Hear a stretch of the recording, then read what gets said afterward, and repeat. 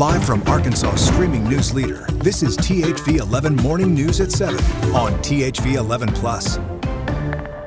Good morning. We're glad you're with us on THV 11 Plus, streaming on your TV, as you do every morning. I'm Karen Fuller. Oh yeah, I'm Hayden Balgavy. Ashley and Tracy, they're both off today, by the way. The dynamic duo said, no, we're taking Monday off. I know, look at them. How about that? They do things together. Well, it's in their contract. They don't come to work if it's below 35 degrees. So they said, we're not coming today. There you go. I'm just kidding. Luckily, we have Simone Thomas with us this Monday morning. And again, Simone, it's cold out there. Listen, I'm trying to turn the heat back up. Apparently, when I had my off days last week, somebody turned it down. So by Wednesday, when it's back warm again, you could say, thank you, Simone. We will. In the meantime, we do have that freeze warning that's still in effect until 9 o'clock for a good chunk of the state. That does include the Little Rock Metro. Looking at temperatures right now, a lot of us still in the 20s. 29 is the current in the capital city, but it feels like 22 degrees because we do have a breezy wind out there. 31 in Pine Bluff, feeling like 25. 29 in Arkadelphia, feeling like 24.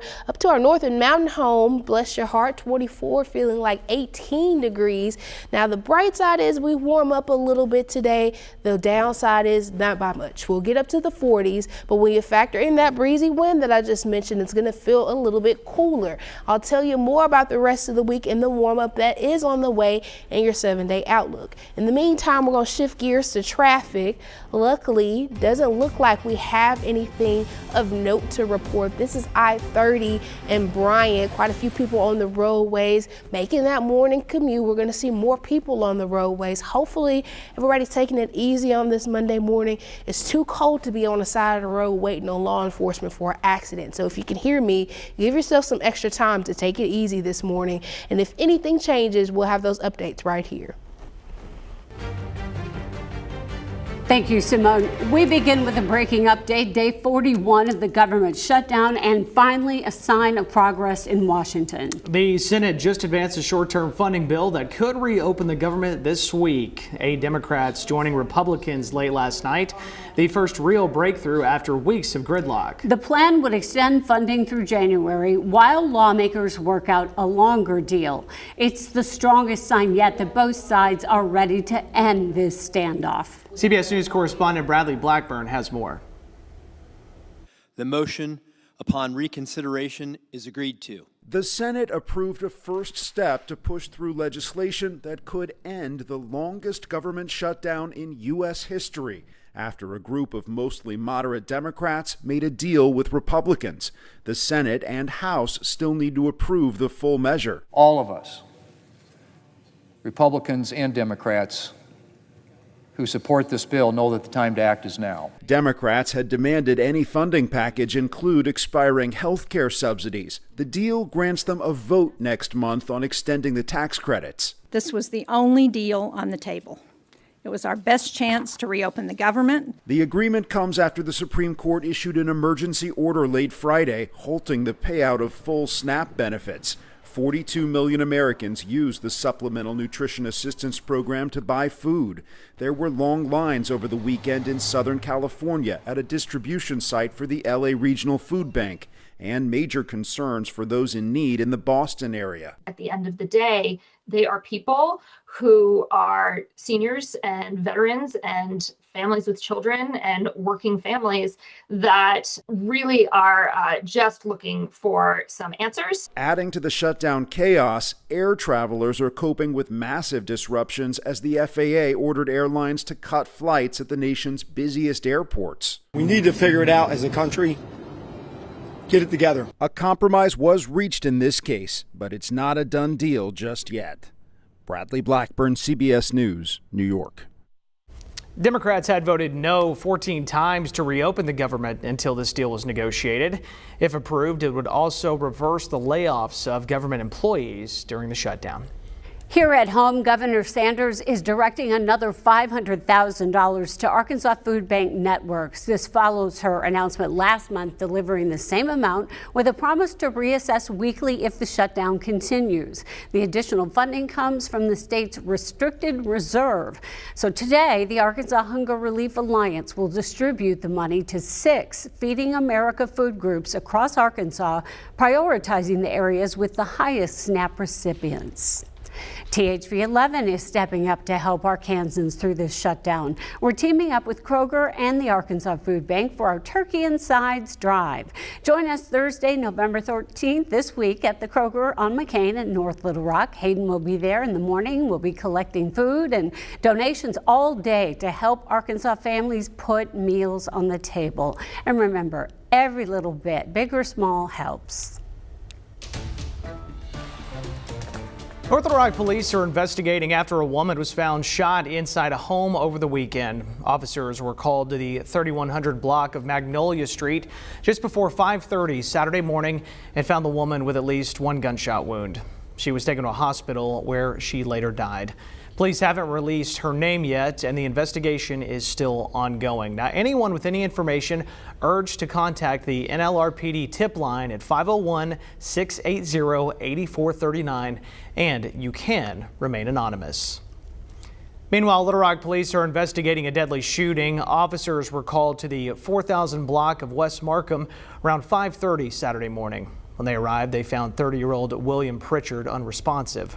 First responders tried to save him, but he died at the scene. Police say Derek Kennedy is now charged with first-degree murder. A Garland County man is in custody after deputies say he pretended to be law enforcement.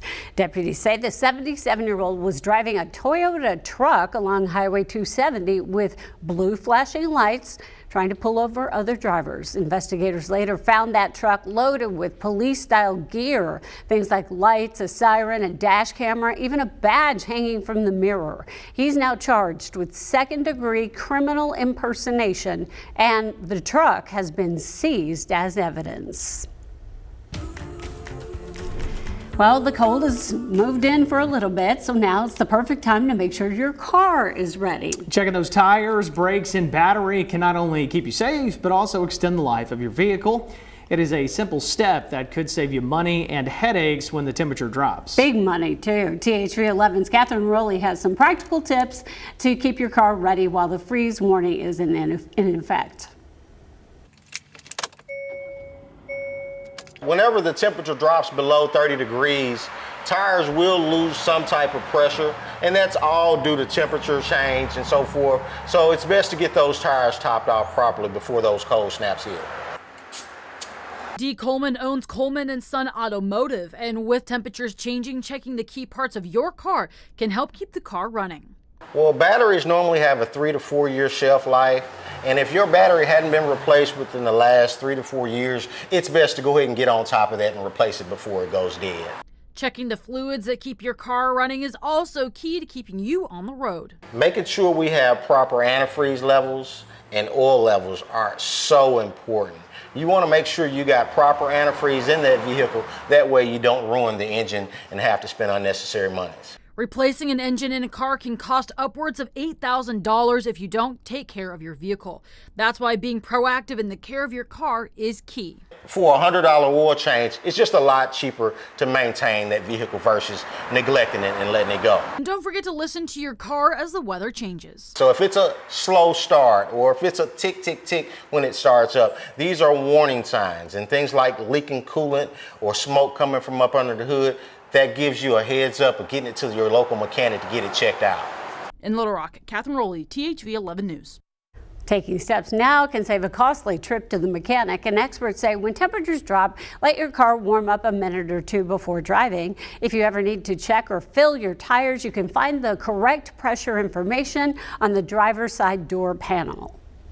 As these temperatures begin to drop, the city of Little Rock is opening up warming centers to provide residents with a safe and comfortable place to escape the cold. Here is a list of all the community centers that will be open. Those hours are also listed right there on your screen. Now let's go back to meteorologist Simone Thomas and the forecast to help you plan your Monday. Well, as I mentioned, we will warm up a bit today, but not by much. We're going to get into the 40s this afternoon, some middle 40s across central Arkansas. But when you factor in those breezy winds, it's going to feel cooler. So we'll feel like the upper 30s and lower 40s through the afternoon. It's going to feel like it's below freezing, though, at least until the 11 o'clock hour. So definitely make sure you're bundled up through the day today across the state. As I mentioned, mentioned, looking to see those highs in the 40s across the northern half, lower to middle 40s, the southern half, middle to upper 40s, maybe even a few lower 50s on the board.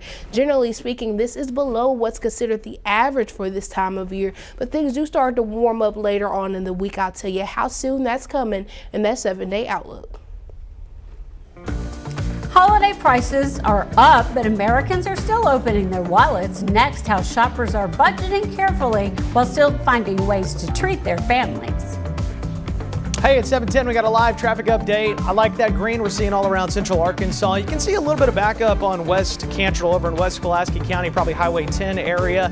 And of course, around that Alexander spot between Benton and Bryan all the way up to Little Rock, it's probably going to slow down pretty soon. And it is cold, so get those cars warmed up.